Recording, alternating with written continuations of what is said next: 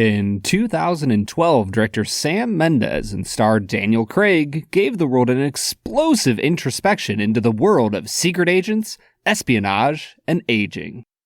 In 2024, we go wheels up with a James Bond classic. The film is Skyfall. The whiskey is Bowmore 22-year Aston Martin. And we'll review them both. This is the Film and Whiskey Podcast.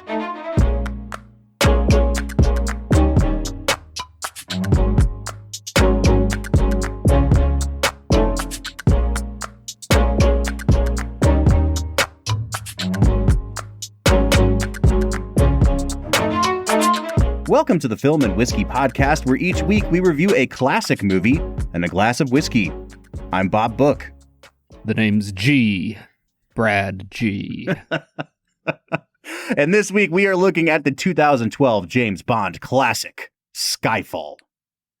Bob, you know what we were talking about right before we got on that I think the audience needs to know? We were talking about a lot of different things. I don't know where you want to go with this. Enlighten me, Brad. The James Bond theme song is freaking incredible. I don't think we can get a copyright strike for just humming it. We probably will. Let's just do it anyway.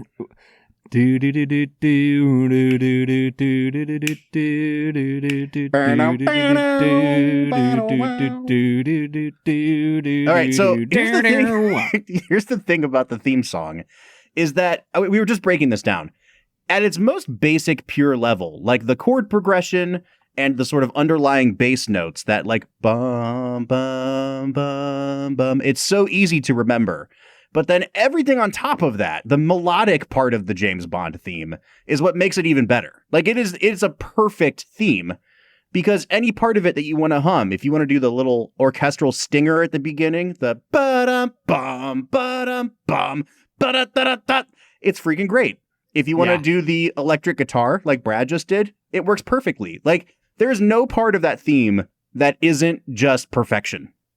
And like at this point, it has been stamped upon the cultural consciousness that like you can play it anywhere and it's so recognizable that you can't divorce it from James Bond. Mm-hmm. Like, it's smooth and classy and elegant and rich and like awesome. And like it's everything you want James Bond to stand for. And it's amazing to me that it has been around for so long and it still freaking rocks. It's the perfect remnant of the Bond film's early 60s roots. So Dr. No comes out in 62, From Russia with Love in 63, and then Goldfinger in 64. And by the time you get to Goldfinger, the sort of musical identity of Bond has really taken shape. And I think it's just perfect because that's where you get that sort of modern, twangy, almost like surf style guitar in the background. Mm-hmm. Yeah. And if the Bond theme had developed in the later part of the 60s, like when the Beatles went from being the Mop Tops to being on LSD, you know what I mean? Like, I feel like the theme would have developed in such a way that it would sound like not just cheesy old, quote unquote, but actually like antiquated. And I think there's something about the particular style that they hit on in the early 60s with that theme that it feels more timeless than anything. 100%. And I think this is the proper place to start because in a lot of ways, Skyfall feels like a culminating moment in the history of the James Bond franchise. And I just felt like we had to start this episode by starting at the start and saying the first thing you often hear in a James Bond film is the theme, and it never gets old for me. This is the third Bond film that we have done on our show. And by the way, folks, welcome into Film and Whiskey. If this is your first episode here, welcome in. You came for a freaking banger because I love Skyfall. But what we do on this show is we talk about movies and we drink whiskey. This season, we are looking at films that came out in the last 20 years, and we're asking, does this film deserve to be considered a modern classic? Skyfall is a really interesting one to talk about, Brad, for all of the reasons that we've already mentioned. But getting back to my point, third film in the Bond franchise out of, I believe, 27 now, 28 maybe. And we started with Casino Royale, We then went back last season and looked at, I keep saying Goldfinger. It's not Goldfinger. GoldenEye from the 1990s. And now we're coming back into the Craig era for Skyfall. And I'm sure that much of our conversation today is going to focus on the comparisons and contrasting elements between Casino Royale and Skyfall. These are the two crown jewels of the Daniel Craig era. He was in 5 Bond films, and I would dare say that these are the only 2 that are worth talking about. So he batted 40%, which is, 400 is a great batting average in baseball. I don't know about in movies. But it also might be the case that these are 2 of the 3 best Bond movies ever made. Yeah, when you look back at the history of the Daniel Craig Bond films, I feel like the quality of Casino Royale and Skyfall kind of overshadows the rest. Mm-hmm. But for me, I have a distinct memory of I went to see all of the Daniel Craig Bonds in theaters, probably through Spectre, the one following this. And I just remember the 2 in between Casino and Skyfall. I think it's Quantum of Solace, and there was only one. It was just Quantum of Solace, then Skyfall, then Spectre. Wow. Yeah. Well, then Quantum of Solace really sucked, because I remember thinking, I was like, oh, wow, Casino Royale was a banger, and I might not ever go see another Bond movie after watching Quantum of Solace. I thought it was so bad. Well, let's put a pin in that, because we've touched on a few different topics that I think we really need to hit on to contextualize this movie. But before we get too far down the rabbit trail, it's time for our first segment of the day, which we call Brad Explains. Brad's gonna give us the movie plot with only 60 seconds ticking on the clock. So let's go ahead and hear your take with this little segment that we call Brad Explains. Brad Explains is the part of the show where Brad breaks down the plot of the film that we have just seen, often for the first time.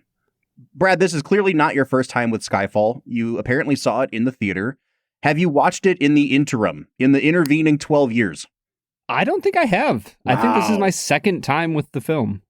Along with Casino Royale and a couple others, this is maybe the most compulsively rewatchable Bond. It's very weighty and very heavy.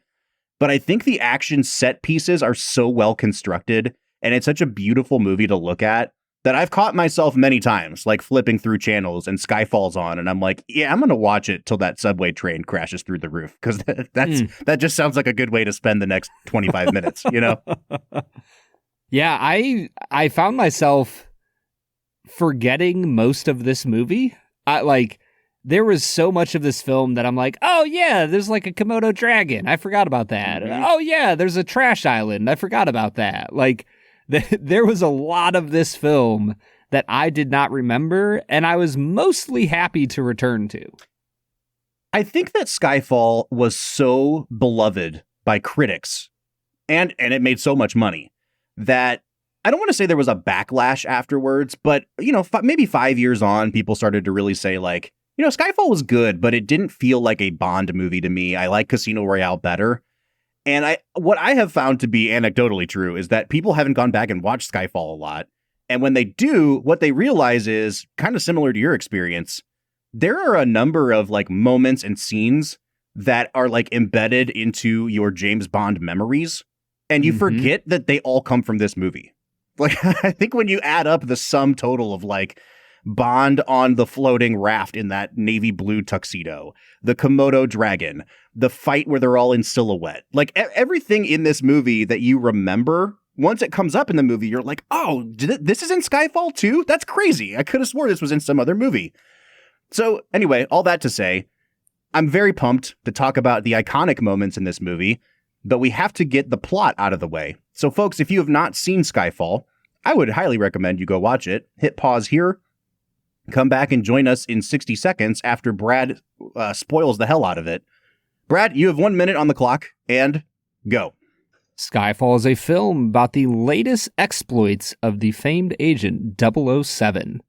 Bond's latest mission goes wrong, and the list of names, if you've ever seen the first Mission Impossible, it's the exact same plot. The list of names of a lot of agents across the world is stolen and eventually exposed. M is forced to face a political inquiry into her leadership. as Bond goes on the hunt for the mysterious rogue agent who has stolen the list. They find each other, get into lots of fights, blow a lot of things up, return to Bond's childhood home, and at the end of the film, M, played by the famed Dame Judi Dench, dies. But she's replaced by the famed Ralph Fiennes. So, Would you make that trade? I wouldn't say it's an upgrade, but it's definitely like a lateral move. And I think that's sure saying a lot, honestly, because Judi Dench is so good as M. Oh, she's incredible, man. We have a lot of places to go today. Brad, you've done a great job of encapsulating this movie very succinctly. I kind of want to start by framing this movie in the context of the Bond franchise. So this is like the 23rd, I think, movie in the Bond franchise. It marked the 50th anniversary of the franchise, and the third movie in the Craig era. Now, the Craig era kicked off with a sort of, we're doing a gritty reboot thing. If you remember the first part of Casino Royale, where it's all black and white, and, Daniel Craig looks nothing like the Bonds that have come before, they're definitely leaning into, and I'm sure we talked about this in the Casino Royale episode, the Jason Bourne-ification of action films and kind of stripping Bond back down to a more hand-to-hand combat, realistic, grounded, quote-unquote, Bond. Mm-hmm. They do Casino Royale. It works really well. They give the sequel movie, Quantum of Solace, to this director, Mark Forster. It gets horrific reviews, and no one likes it. And so now they're back to the drawing board with Craig as Bond.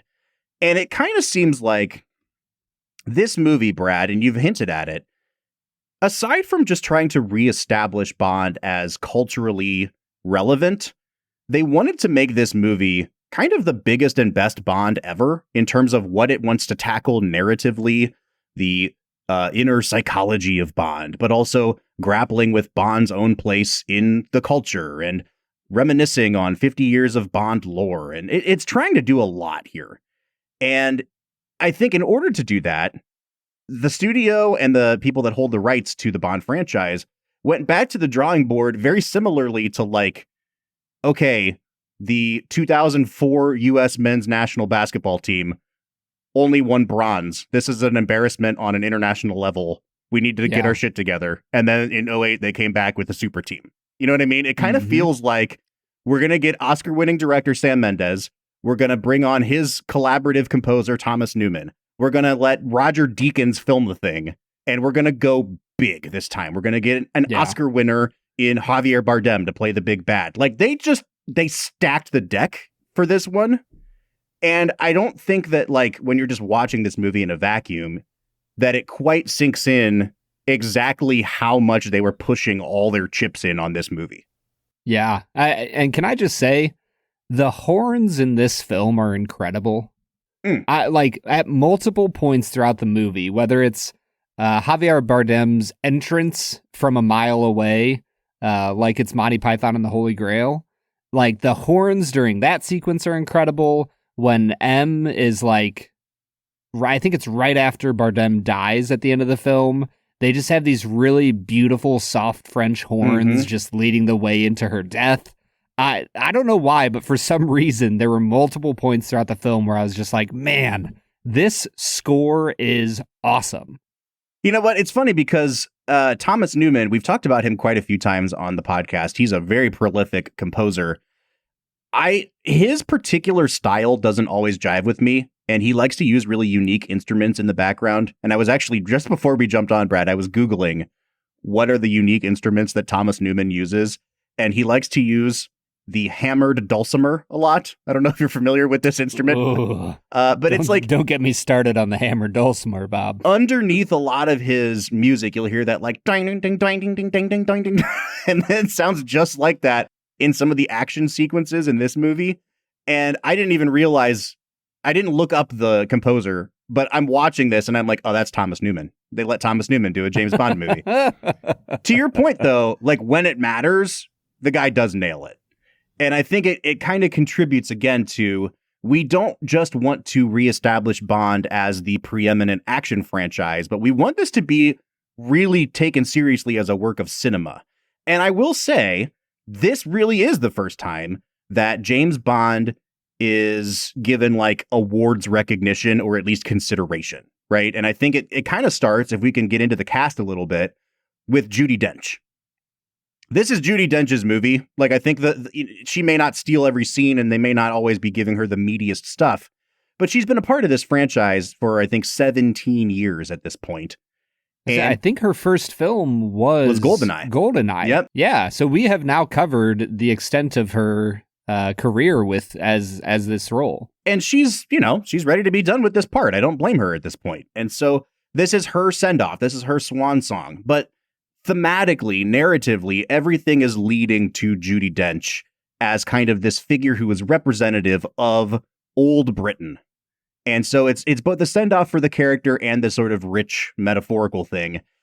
I guess I'll start by talking about how I'm surprised they didn't push her harder for a supporting actress nomination, because it kind of seems like it's almost like with, Ian McKellen as Gandalf, or like, I don't know, Alan Rickman as Snape, or like some of these roles where it's like, did you really just not want to try to get them nominated? Because it seems like you set up the entire movie for this to be their shining moment, and then you really fumbled the bag at the end here.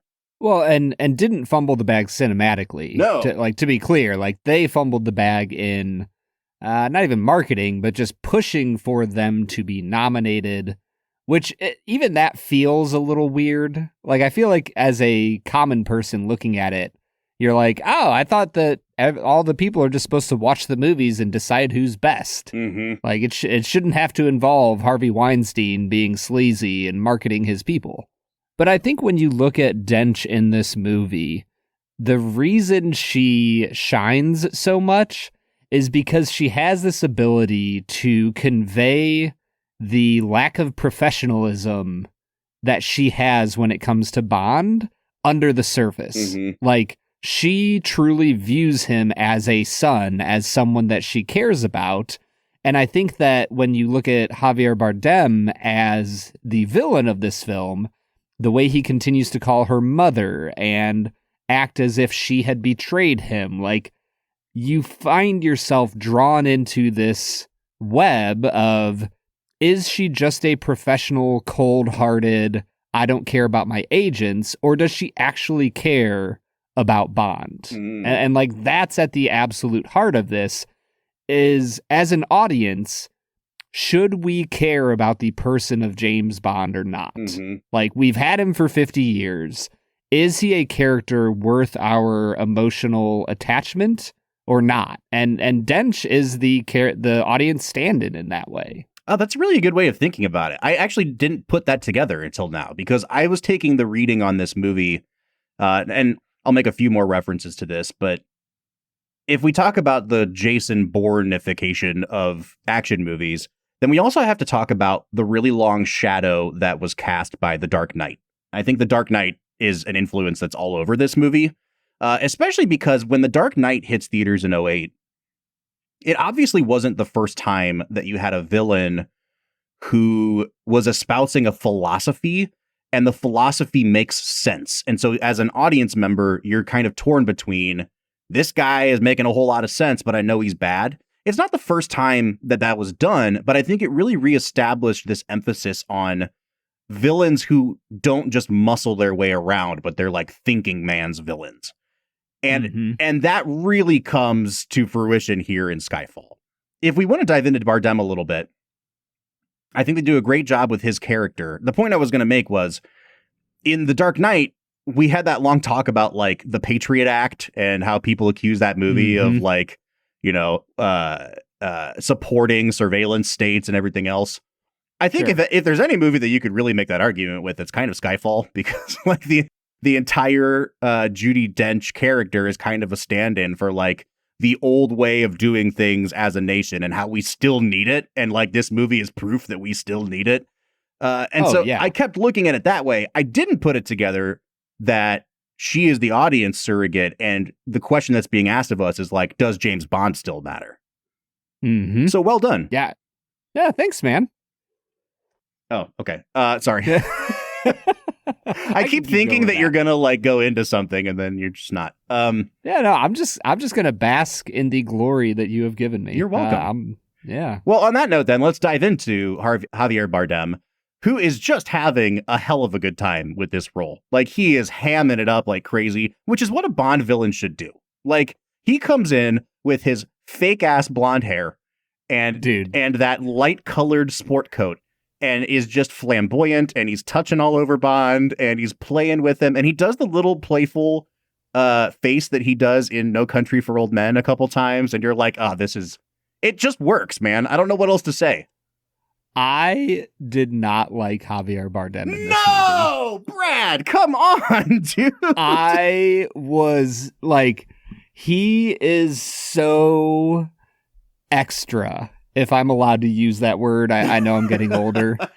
I could not take it. And I'm with you. Like, Bond villains are supposed to be extra, but the rest of the film is so serious and sexy and like worried about the future and who we are.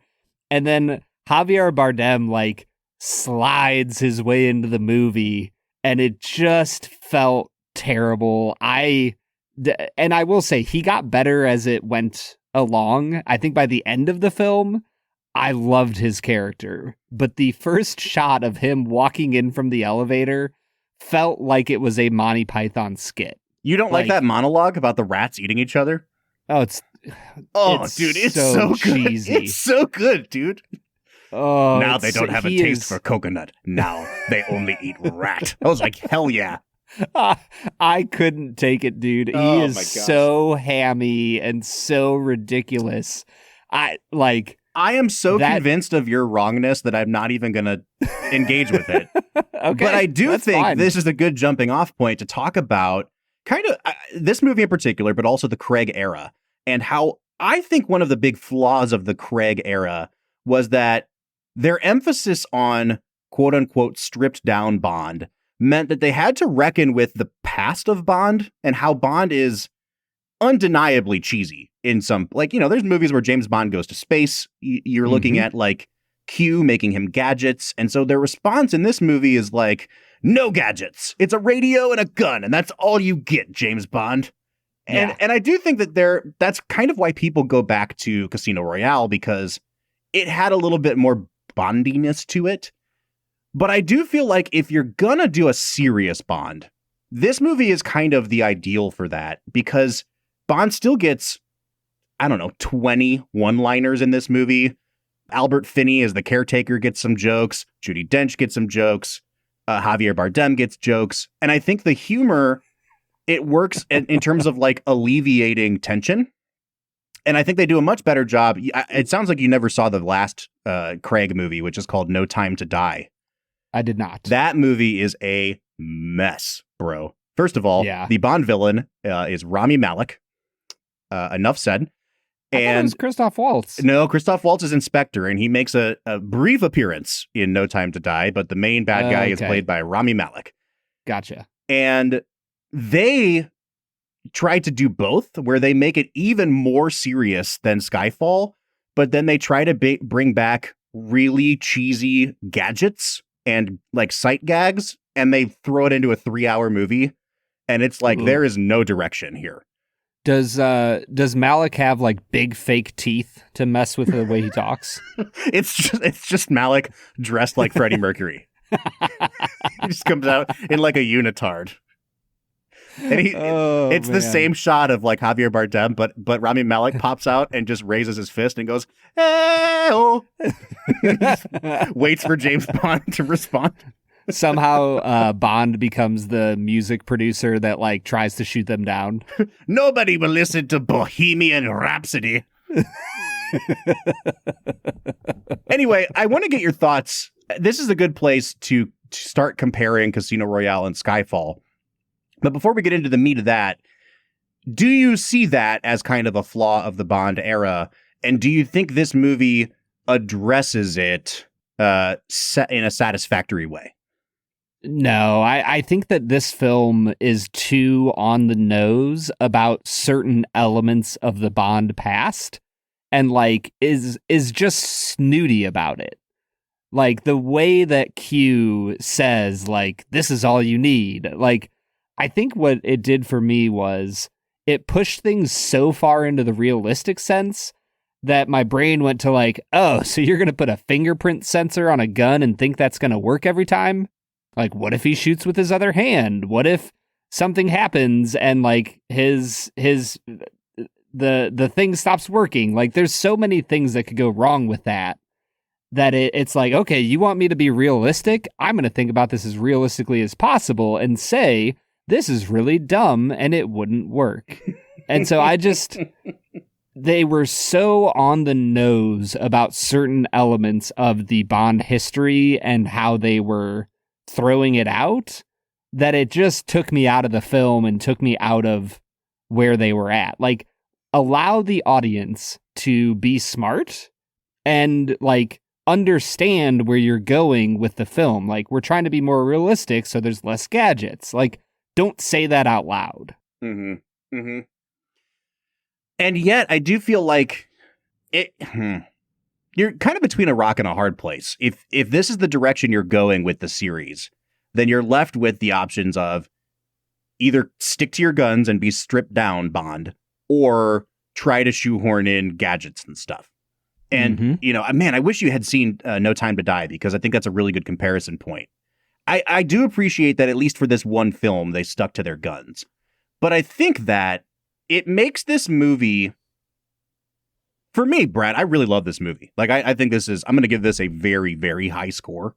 Ooh. And I think that this might be the best made movie in the Bond franchise. And it might not be particularly close.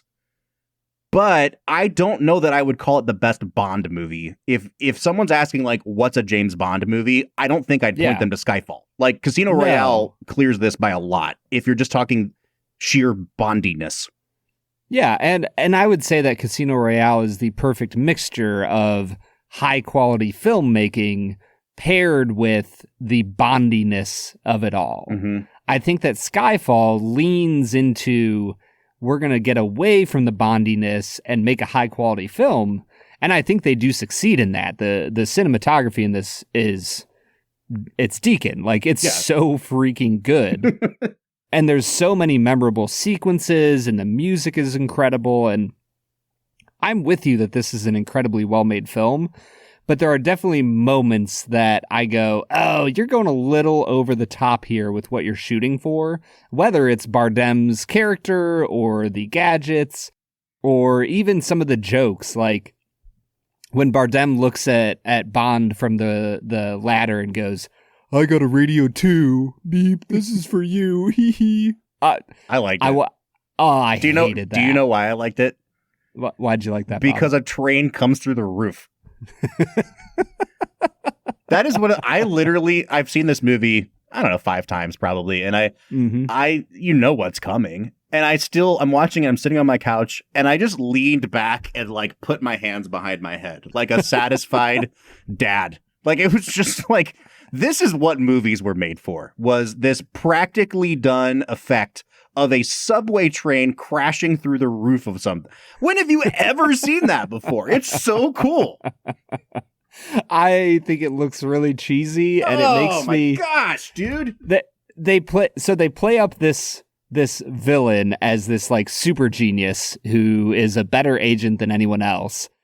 And yet, somehow he knows that he's going to be running away from Bond at this exact moment, at this exact time. He's going to get shot at. He's going to pause on the ladder for just long enough to go, hee, radio bomb, ha, watch the train come. Like, that, like, it's so far beyond any capability of believability that I just kind of go, okay, sure. Isn't it funny how some films we're willing to suspend our disbelief for and some we're not? And I don't know that I could ever provide a satisfactory answer to why I don't care about that. You know what I mean? Like, sure. I think maybe it's the payoff. Maybe it's just like, because it is something that is so cinematic that I've never seen before, that I'm like, yeah, of course he would have no idea at exactly the time Q accidentally let him into the mainframe, and then this, like, he couldn't time that up with a train.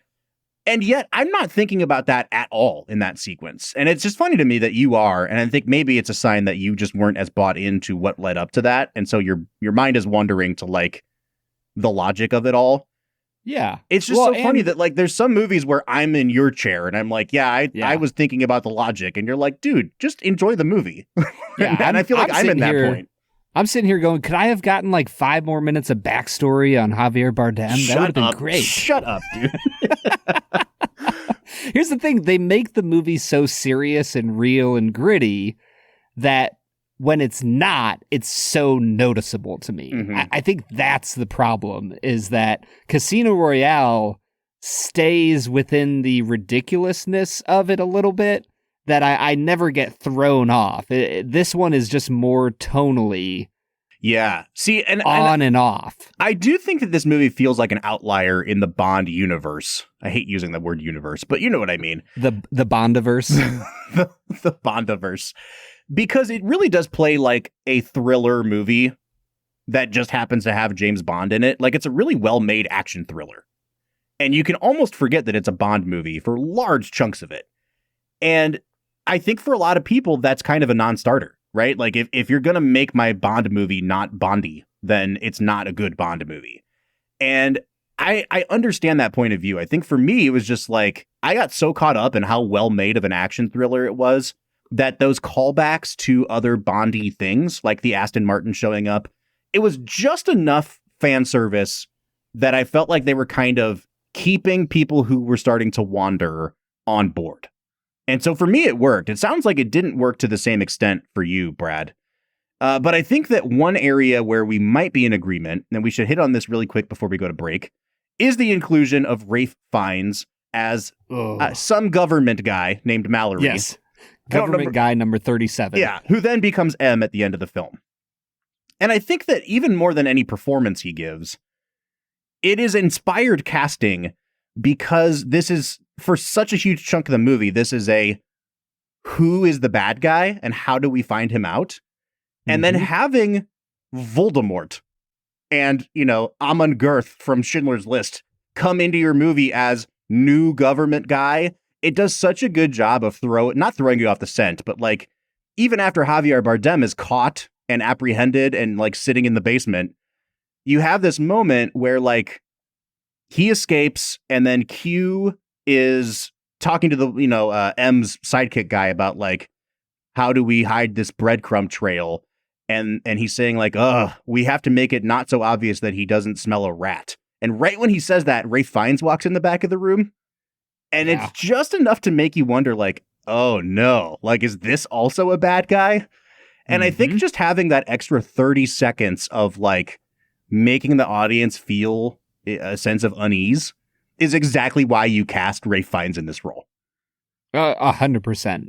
To get to more of the script choice, I also found myself wondering if Naomi Harris, who plays the other agent who accidentally shot Bond, I think her name is Eve in the movie, like, she feels like she could also be the villain throughout the entire film, or at least the informant, the mole. And I think they do an excellent job with both of those characters of leaving them mysterious enough to wonder if they are good or bad. And it's not until Ralph Fiennes is in the room shooting at Javier Bardem that you're like, okay, this guy's legit. He's on the good guy side, and I like him. Yeah, man. And I gotta say, it's fun to have Ralph Fiennes in a role where I want to like him as an audience member, and not just as somebody who likes movies and is like, wow, what a great bad guy. Yeah, exactly. All right, man, I think we're in a good spot to hit pause. I am really, really excited about the whiskey we chose today. So what do you say we get into drinking some very expensive, very well-aged Scotch? You literally could say that sentence to me any moment of any day, and I would be in.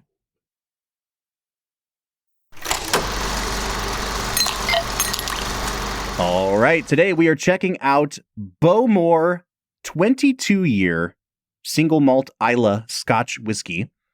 This is made in collaboration with a little brand that you may have heard of if you're a fan of the James Bond franchise, Aston Martin. Ooh. So it's a co-branded venture, and this is, I mean, Brad, in the movie, they drink 50-year-old Macallan. In lieu of that, I think maybe we picked the perfect whiskey for this episode. Correction, Daniel Craig drinks 50-year-old Macallan, and Javier Bardem wastes 50-year-old Macallan. He does. It's really disappointing. Well, you know what we're not going to waste today is 22-year-old Bowmore Aston Martin Scotch.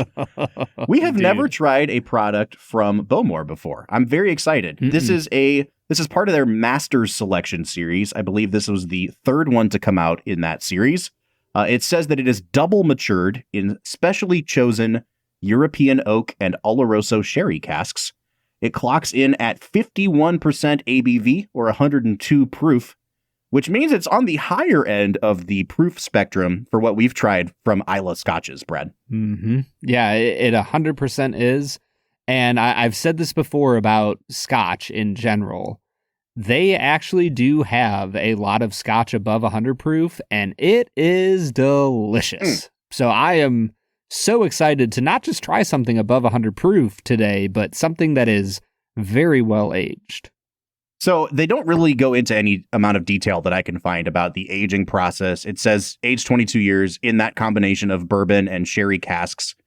But we don't know if it was like aged for 19 of those years in bourbon and then in sherry, or if they're just combining two different batches. No idea. All we really know is this is very old. It was put in casks in, I believe, 2000, bottled in 2022. Brad, I am freaking excited. Let's get into it. The nose on this is absolutely gorgeous, Bob. There is pine cones and citrus.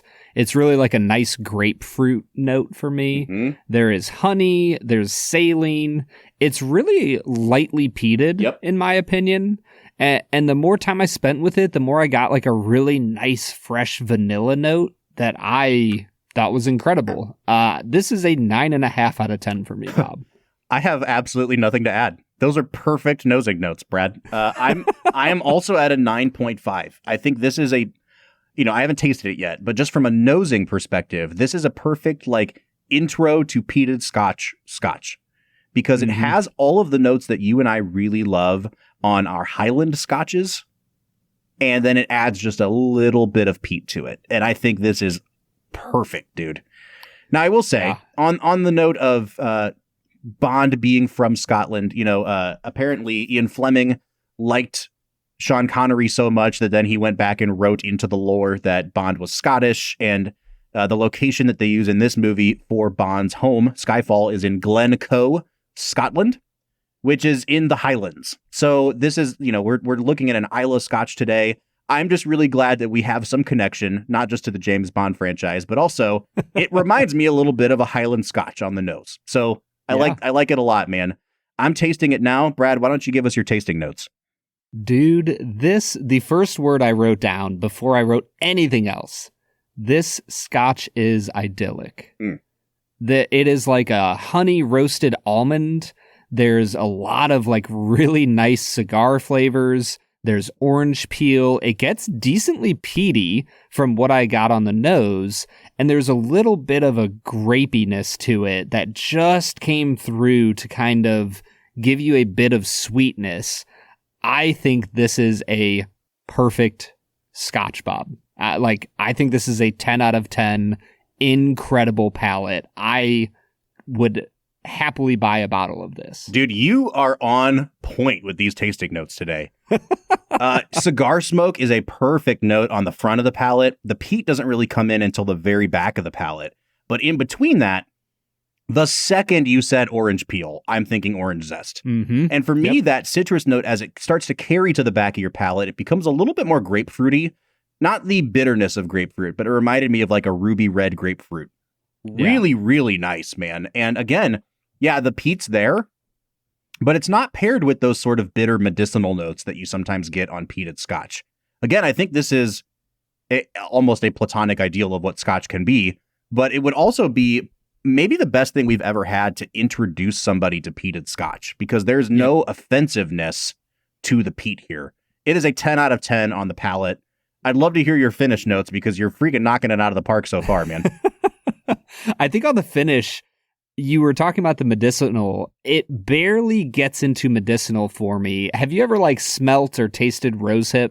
Mm-mm.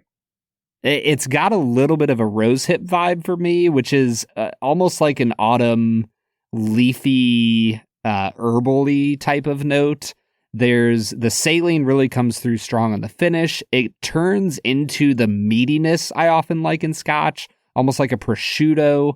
And the cigar smoke finally like lands in a peaty location once you're done drinking it, and that finish is just lingering there.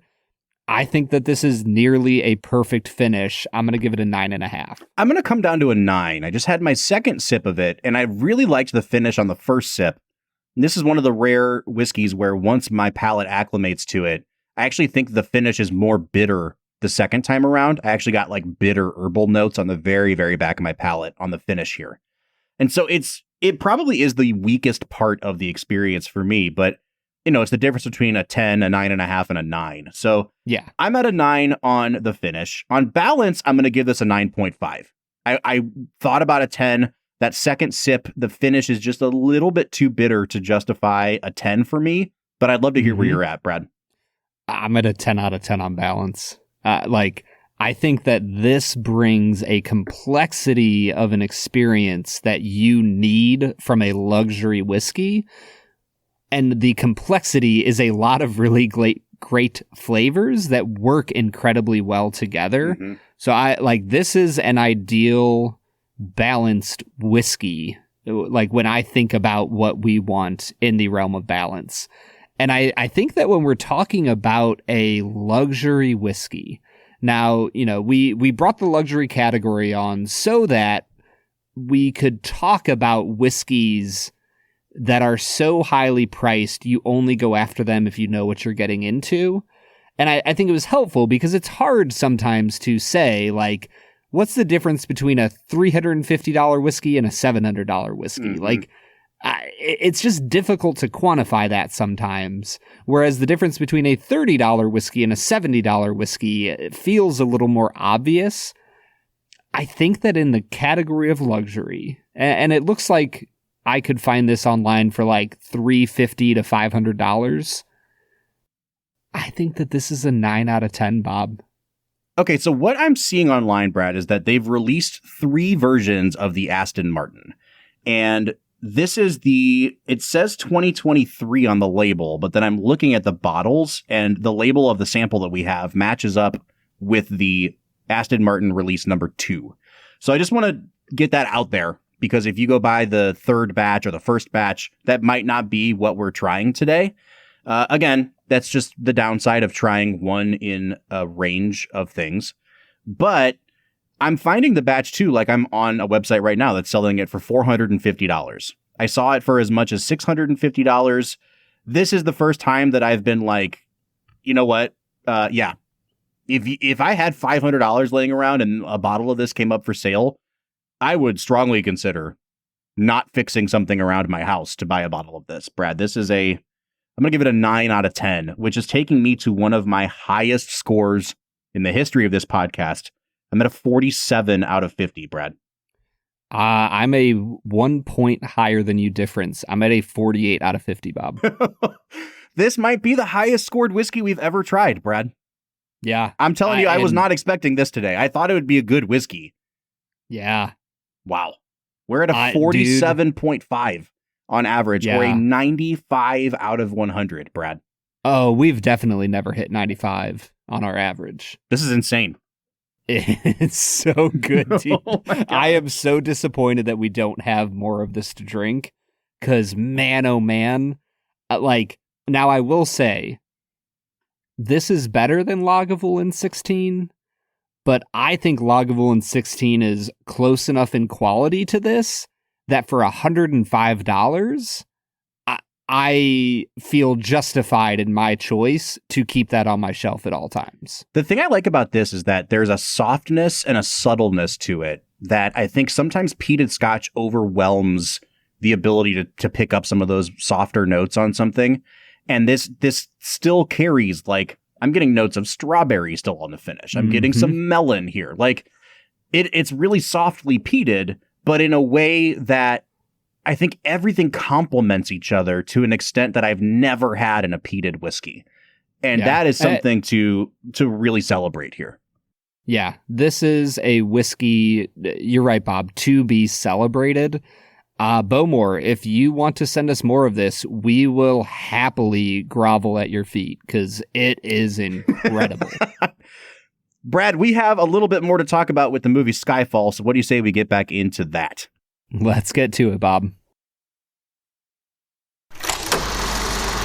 All right, everybody. That was Bowmore Masters Selection, Aston Martin 22 year. We believe it's the second edition of that lineup. And I'll just say this. I am like 99% sure it is the highest combined rated whiskey we have ever done on this podcast. Yes. And I am going to be emailing them and tweeting at them and everything I can do. A, to try to figure out, is this the batch 2? And then B, how do we get on your distribution list for every year that you... I'll do a Bond movie every year when this comes out. Yeah, if we compare it with this whiskey. Yeah, we just need to find a holiday that makes sense with it. We'll have our Thanksgiving, Christmas, and whatever we come up with for Bond, because Bowmore is incredible. Dude, we need to drink more Bowmore. Fantastic, dude. All right, Brad. I'm coming off a loss last week in our next game, which we call 2 Facts and a Falsehood. Brad is gonna try to stump you, Bob, to all right and what is wrong. 2 Facts and a Falsehood. 2 Facts and a Falsehood is the part of the show where Brad presents me with 3 items as fact about the making of this movie, and I have to guess which one is the falsehood. Now, I started the season 5-0, and last week I knew I was going to get it wrong no matter what I picked. And that self-fulfilling prophecy came true. You were so confident in it that, like, I feel personally like you are threatening the integrity of the game. I think you threw last week, Bob. I didn't throw last week, but I can't trust you. And you were like, dude, you know you can change your answer. And as soon as you said that, I was like, you're playing 3D chess with my mind now. I don't know. I know I can change it, but once you start imploring me to change it, I'm like, do you feel pity for me as a friend, or are you just trying to get the win here? I'm trying to prop you up as much as you can, Bob, with like meaningless things. This is basically, what is it? Whose line is it anyways? Yeah, exactly. Well, I'm 5-1 on the season. I did very little research into the background of this film. So Brad, you are ripe for another win this week. Hit me with your 2 facts and a falsehood.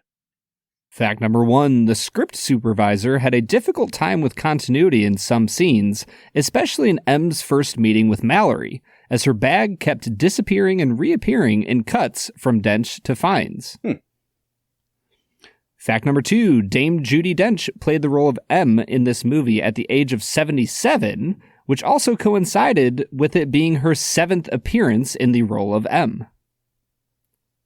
Fact number 3, in the 50 years of Bond films history up until this point, Daniel Craig is the first 007 to ever be shown actually being shot in the line of duty. Interesting.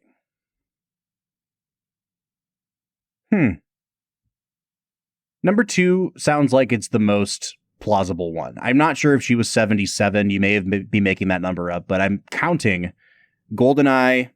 She was 77 and a half. GoldenEye, Tomorrow Never Dies, The World Is Not Enough, Die Another Day, Casino Royale, Quantum of Solace, Skyfall. It's definitely her 7th appearance. So I'm going to just, for now, assume that's true. Has James Bond been shot before? I have to imagine that he has. My guy could take a bullet in the shoulder if he needed to. I mean, in this movie, he does. Huh. And then does the bag keep disappearing? That sounds like I think my gut is telling me 3 is the falsehood.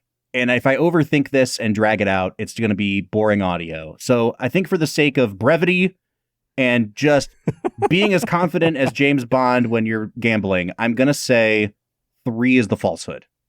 Now, Bob, if I invite you to change your answer this time, is that like encouraging you to do it since it discouraged you last time? Where are you at on the mind games? We're not even going to entertain that. We're just going to go with the gut today and say 3 is the falsehood. Final answer? Final answer. Final answer is correct. Yeah. All right. Now, did you do any amount of research into when he has been shot? Yes, this was the second time he has ever been shot. The first time was in Thunderball. So it was a rare thing to happen in the movies, but this was the second time he had ever been shot. The amount of times people have shot at James Bond with machine guns, for him to never get shot is seriously impressive. Yeah, it's a suspension of disbelief, Bob. All right, man. So I am back in the win column. I'm 6-1 on the season. Feeling pretty good about that one, Brad. Yeah, I'm very happy for you, Robert. All right, let's talk about some things in this movie that Bob Book really liked. And I'll say this because I feel like you're going to be with me on this one, Brad. Yeah. I love a movie where the characters have to fortify a building and make their last stand. There's something about last stand movies that just appeal to me as a dude. Yeah. When Judi Dench is like building plastic bag nail bombs, it's freaking cool. Like there's no other way around it. There's limited resources and lots of bad guys, and we got to figure this out. And I'm just like, it's like every little boy's like play session in the woods where you're just like, we have to win and we have no chance of doing it. Let's freaking go. And this is what the montage was invented for. It's like cheesy rom-com girl trying things on in the mirror or dudes fortifying a building, because like those are the only two things you ever need, or Rocky training to fight somebody. Those are the three uses for the cinematic montage. And it just works so good because then you get that shot of like Bond going back inside and giving one last look to the outside before he locks himself in. And then you have the calm before the storm conversation with Judi Dench. And it has that feel and that tension that you get with, on a much larger scale, a movie like The Two Towers when you're waiting on Helm's Deep to start. I couldn't make it any farther in the episode without talking about a good fortification movie, you know? Yeah. I have a public service announcement. Sylvester Stallone with a beard is incredible. Like, really good. Just stupendous. Daniel Craig with a beard, a little less impressive in this movie. Does he have a beard? I mean, he has some stubble, right? Yeah, it's like stubble, but it's like enough that you're like, oh, I don't know if Daniel Craig can actually grow a beard. I think that there's very different uses of facial hair going on. Like one is to make him look like a haunted, disheveled man. Whereas Rocky's beard is like, this beard is evidence that I conquered a mountain. Yeah. You know what I mean? 100%. Like, I need to see Craig with mountain man beard to know if it's good or not. Yeah. If like by the end of the film, he had a giant mountain man beard and a Scottish accent as he was defending the house, I think I would have been a little more bought in on the beard. But you are right, Bob. The fortification scene freaking rocks. And it's the only thing I truly remembered from this film 12 years after watching it. That's crazy. So I feel like some of the more, I keep using the word iconic. I don't want to make it sound like this is the biggest cultural movie ever. But when I say iconic, like the iconography of this movie, the memorable shots that are purposely inserted into this movie. I remember a lot of conversation happening around some of these. And, you know, for a guy that used to read GQ, this movie is where Tom Ford puts Daniel Craig in a midnight blue shawl collar tuxedo. And it was like The Devil Wears Prada. You know that scene in The Devil Wears Prada where Anne Hathaway's like, I don't even need you guys. And then Meryl Streep's like, that blue sweater you're wearing is the result of like 10 years of fashion progress until you found it in a bargain. It's like that. Like that blue tuxedo. Can I tell you something, Bob? Go ahead. I think that's the dumbest scene in the world. I mean, it's true, though. It's a good encapsulation of how the fashion industry works. Yeah, I also think it's really dumb. I'm not arguing with that. I just want to say that tuxedo, like, set the fashion world on fire for a long, long time. And so, like, that is maybe the most iconic Bond outfit of the last, I don't know, 50 years. So, like, the stuff like that, I think this movie did a really good job of becoming, like, having tentacles that went outside of just good action movie. This is the first Bond movie. Tentacles, huh? Yeah. This is the first Bond movie that hit $1 billion at the worldwide box office. That had never been done before. Like, this was truly something caught on here with this movie that I don't know if we give enough credit to now. And maybe it's because there's been 2 mediocre Daniel Craig movies that came after it. But this one, everybody saw this movie the year it came out. Yeah, this really was a cultural icon for a time. I will say, I don't know if I've ever thought of the Bond suits as like something to take note of. I know that they have been a big deal in the world of fashion. I think if anything, I'm just proving in this episode that I don't give a freaking rip about fashion. Like, Bond looks cool, neat. We know.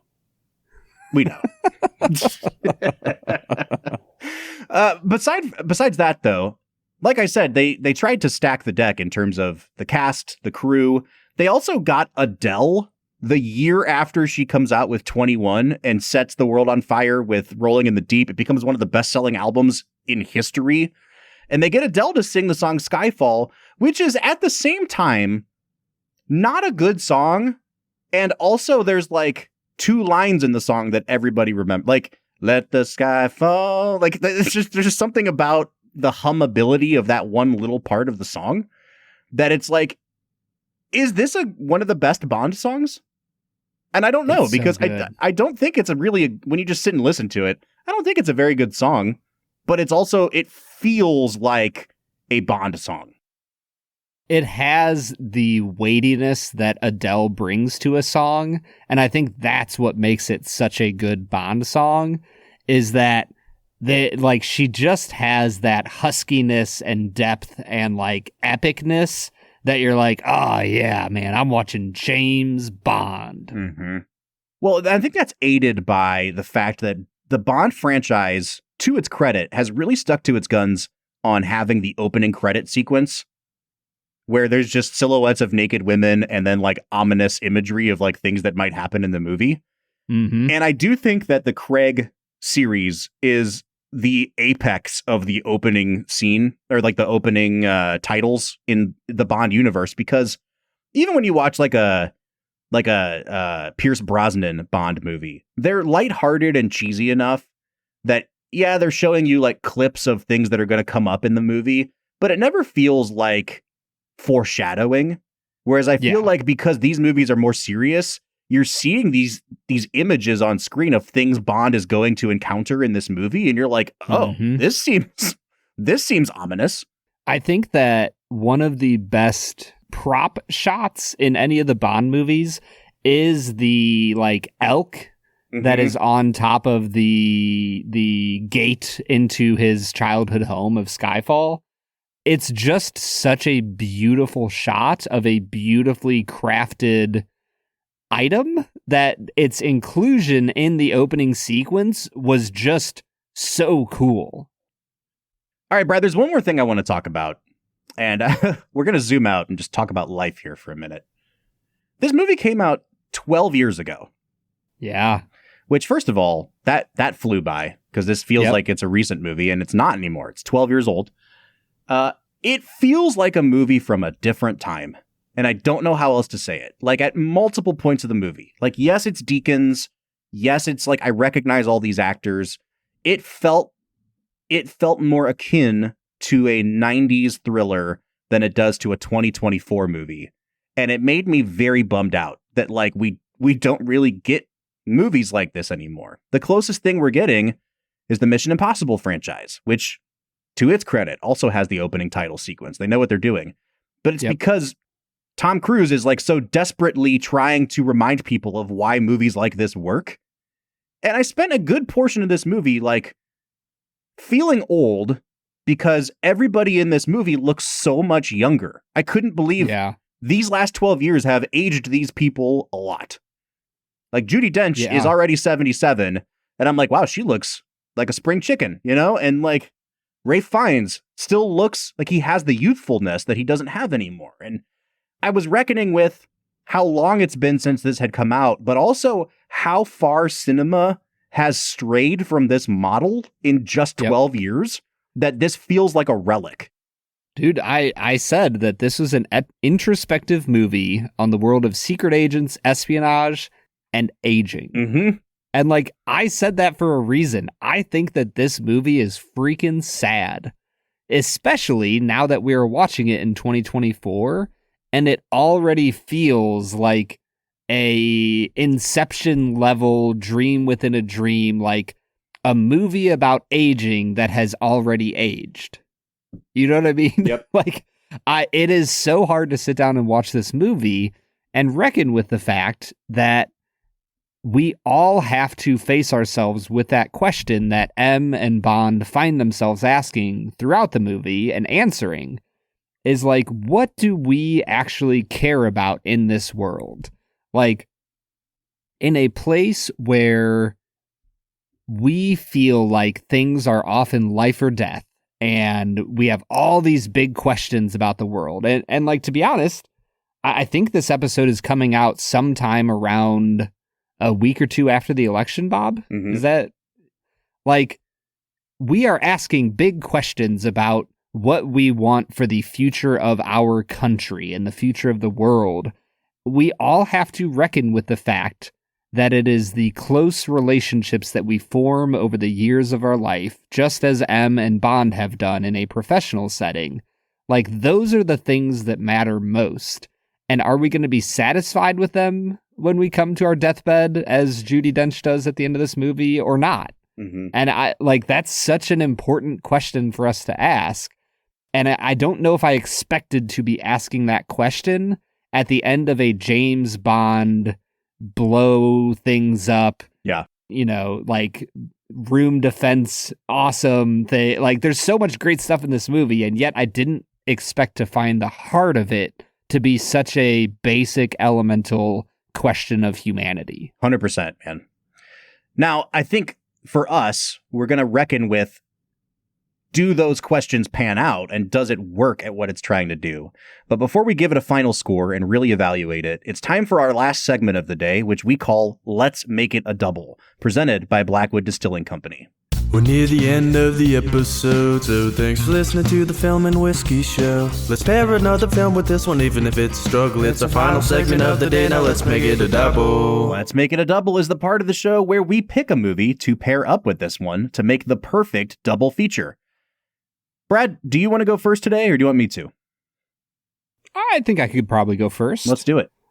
I think that a perfect double feature for Skyfall would be Mission Impossible Fallout. Mm. I think that both films kind of capture the idea of an aging, super spy that is trying to finish his one last mission. I think that there's a lot of really beautifully choreographed action scenes in both. I think the cinematography is great in both.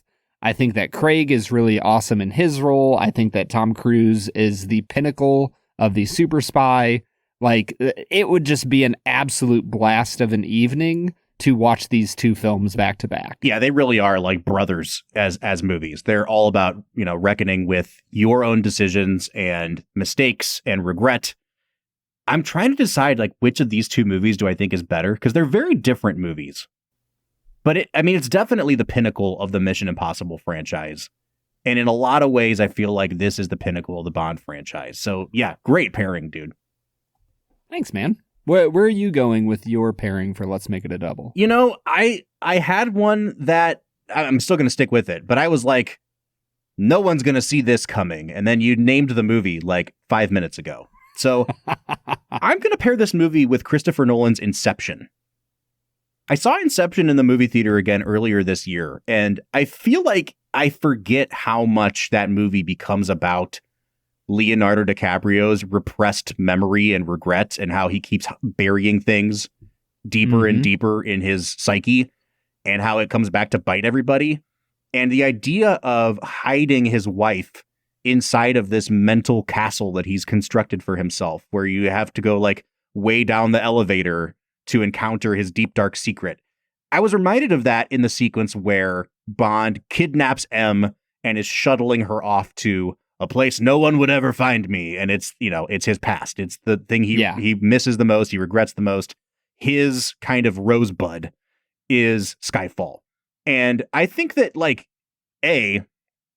Inception and Skyfall are both just freaking bangers. But I said that Dark Knight was a huge influence on this movie.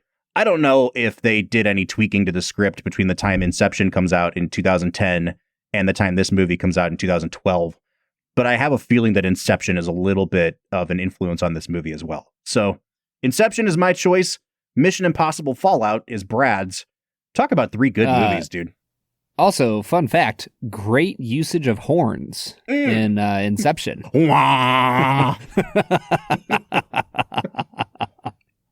Do you think that, like, Hans Zimmer came in to meet with Nolan at one point and he's like, all right, I got it. I know the exact thing I'm going to build this around. He's like, oh yeah, what is that? And he just flips the laptop around and presses play, and it's just that one note. Yeah, he's like, D flat, my friend, D flat. What do you mean, Hans? It's just a note. He's like, you'll see. They'll all see. They'll all see. Let's Make It a Double was presented by Blackwood Distilling Company. No matter what you choose to pair this movie with, you can always make it a double with Blackwood Distilling Co. And if you'd like to try Blackwood Distilling, what we'd like you to do is go to bourbonoutfitter.com/filmwhiskey. That's bourbonoutfitter/filmwhiskey. Use our code FILMWHISKEY with an E at checkout, and you will save 5% off of a bottle. Now, folks, 5% doesn't sound like a lot of money, but remember, Blackwood is a luxury product, and every dollar counts in this economy. We would love for you to check out Blackwood, especially that toasted rye, Brad. How freaking good is that stuff? Yeah, you will not regret buying this bottle. I have been slowly working my way through my bottle, and it is incredible every single time through. So yeah, code FILMWHISKEY, bourbonoutfitters.com/filmwhiskey. You got to do both. So use the URL and the code to get 5% off your bottle of Blackwood.